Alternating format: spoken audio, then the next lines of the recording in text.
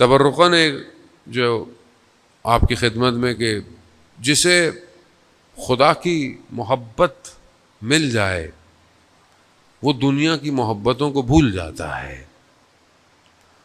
اور جو خدا کی محبت میں خدا کی طرف چلا جائے تو خود رسول خدا حضرت محمد مصطفیٰ صلی اللہ علیہ وسلم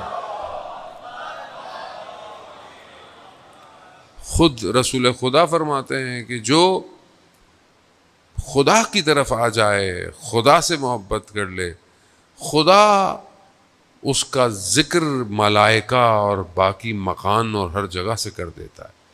یعنی گویا کائنات کا ہر وجود اس کو پہچانتا ہے کہ یہ خدا سے محبت کرتا ہے۔ وہ ایک ایسا شخص کہ جو اتنا مشہور ہو خدا کی بارگاہ میں، خدا کی مخلوقات میں، کیا اس کی دعا آسمان سے واپس آئے گی؟ نہیں آئے گی۔ لیکن کیا ہم اپنے آپ کو اس محبت کی طرف بڑھا رہے ہیں کہ نہیں بڑھا رہے؟ کیونکہ یہ دنیا کبھی بھی خدا کی محبت کی طرف آپ کو جانے نہیں دے گی۔ دنیا کا کام ہی یہی ہے۔ اللہ نے 1,24,000 پیغمبروں کو کیوں بھیجا؟ لوگ مخلوق رب کی طرف جائے، اور جو پوری دنیا کا باقی سسٹم تھا اس کا کیا کام تھا؟ کہ یہ مخلوق رب سے دور ہو جائے۔ اس کا کام یہی ہے۔ آج آپ کو دنیا کے اندر ساری چیزیں نظر آتی ہیں، بعض اوقات آپ کو دین بھی نظر آ رہا ہے، دیندار بھی نظر آ رہے ہیں، لیکن ان کا کام کیا ہے؟ وہ خدا کی طرف نہیں لے کے جا رہے، وہ اپنی طرف لے کے جا رہے ہیں۔ سامری نے کیا کیا تھا؟ سامری بھی بنی اسرائیل حضرت موسیٰ علیہ السلام کا ماننے والوں میں سے تھا، ان لوگوں میں سے تھا جنہوں نے نجات پائی، لیکن قوم کو کہاں لے گیا؟ کہاں لے گیا؟ اپنی طرف لے آیا۔ خوب ذرا سی انحراف، ذرا سی غلطی انسان کو دور کر دیتی ہے، اور وہ اس گوشالے کی پوجا کرنے لگے اور یہ کہنے لگے کہ یہ موسیٰ کا رب ہے۔ خوب قوم مشکلات میں ہوتی ہے۔ خوب یہاں پر سید الشہداء علیہ السلام نے یہ جو ایک یونیورسٹی کھولی ہوئی ہے جو ہر سال کھلتی ہے، یہ اپنی طرف لے کر آنے کے لیے، اس کی چند کوالٹیز ہیں کہ جو چیزیں کربلا کے اندر واقع کربلا میں ہیں، بہرحال میں وہی آج آپ کی خدمت میں بیان کروں گا۔ پہلی چیز جو کھینچتی ہے، جو لے کر آتی ہے، کہ انسان اس بات پر یقین رکھے کہ اس کے اندر تبدیلی آنا ممکن ہے۔ یعنی آپ سوچیں، کیونکہ آج کل دنیا ہے، مایوسی زیادہ ہے، کوئی پوچھے کہ میں تو چینج نہیں ہو سکتا، خاص طور پہ جوان جو ہے وہ کہتا ہے میں کیسے ہو سکتا ہوں، اور اگر وہ خود جوان سوچنا بھی چاہے کہ میں چینج ہو سکتا ہوں، اس کے دوست اس کو کہتے ہیں نہیں، تم تو کبھی بھی چینج نہیں ہو سکتے، تم اور نماز پڑھو گے، تم اور قرآن پڑھو گے، تم اور اچھا کام کرو گے، خوب دنیا۔ وہ پہلی چیز یہ ہے کہ انسان کو یقین ہونا چاہیے کہ وہ تبدیل، اس کے اندر تحول ممکن ہے۔ آپ دیکھیں کہ سید الشہداء علیہ السلام نے لوگوں کے اندر تحول پیدا کیا ہے، تبدیلی پیدا کی ہے۔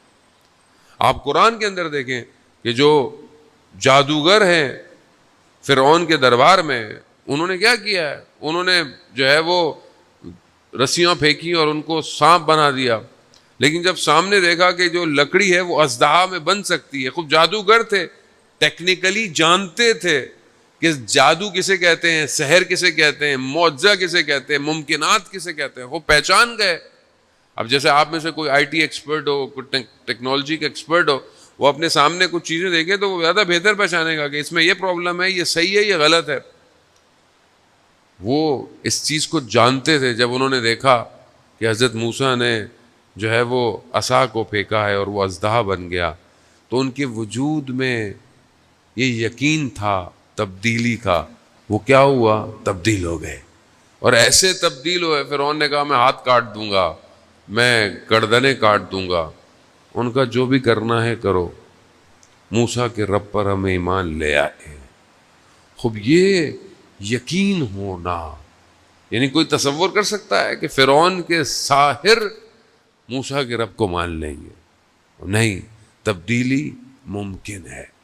دوسری چیز کہ جب انسان تبدیل ہو رہا ہو یا اس کو تبدیل کرنا ہو تو اس کا طریقہ، اس کا راستہ یہ بہت امپورٹنٹ ہے، کس طریقے سے جو ہے وہ تبدیل کیا جائے۔ آئیں حضرت موسیٰ ہی کا لے لیتے ہیں۔ جب حضرت موسیٰ فرعون کے پاس جا رہے ہیں تو قرآن نے حضرت موسیٰ کو کیا ڈائریکشنز دیے۔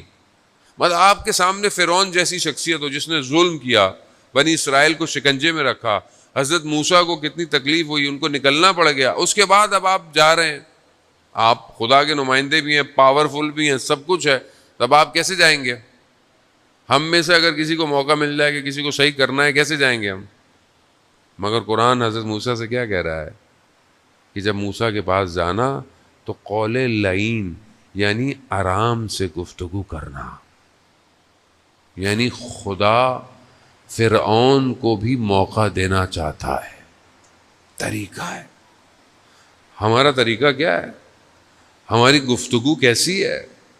ہم اگر کسی کو ہدایت دینا چاہتے ہیں یا کسی کو اچھی بات کرنا چاہتے ہیں تو ہمارا جو ہے وہ ایکشن کیسے ہونے چاہیے؟ ہم اپنے گھر میں کیسے ہیں؟ 4 باتیں اگر مذہب کی ہمیں پتہ چل جائیں، اگلے والے بیچارے کا تو ہم کپڑے جو ہے نا بیچارے کی کھال بھی اگاڑ دیتے ہیں۔ تمہیں کیا پتا؟ تمہیں مذہب کا کیا پتا؟ تمہیں مذہب کیسے آتا ہے؟ اگر آپ نے 4 چیزیں پڑھ لی ہیں تو آپ کا اخلاق اس سے زیادہ بہتر ہونا چاہیے، مگر ہمارا اخلاق رسول سے خدا نخواستہ زیادہ بہتر ہے۔ رسول کا اخلاق کیسا تھا؟ کیسا اخلاق ہے رسول کا کہ لوگ پتھر بھی مارتے ہیں مگر رسول اللہ کے حبیب کسی کے لیے بد دعا نہیں کر رہے۔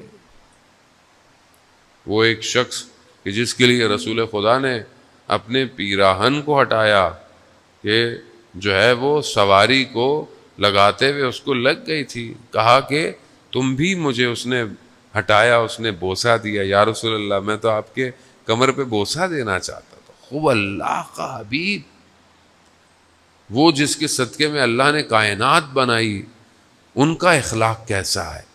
ہمارا اخلاق کیسا ہونا چاہیے؟ ہمارا اخلاق گھر میں کیسا ہونا چاہیے؟ ایام ازاں ہیں، ہمیں تو بعض اوقات اپنے آپ سے افسوس ہوتا ہے، بعض اوقات ہم روڈ پہ گاڑی جا رہی ہوتی ہے، ہمارے ساتھ والے پتہ نہیں کسی کو ڈانٹ رہے ہوتے ہیں، کسی کو سائڈ پہ کر رہے ہوتے ہیں، بہرحال ہم کچھ کہیں تو کہتے ہیں آغا صاحب سیکیورٹی ہے ہمیں کرنے دیں، لیکن مجھے بالکل نہیں اچھا لگتا۔ مطلب میری کیا حیثیت ہے، اوقات ہے، مطلب انسان بہرحال ایک اچھے کام مذہب مجلس پڑھنے جا رہا ہو اور آپ کی گاڑی کسی کو دھکا دے دے، دبا دے، آپ کیا سوچیں گے؟ مطلب وہ کیا سوچے گا؟ یہ کون ہے یہ شخص؟ کہاں ہے یہ؟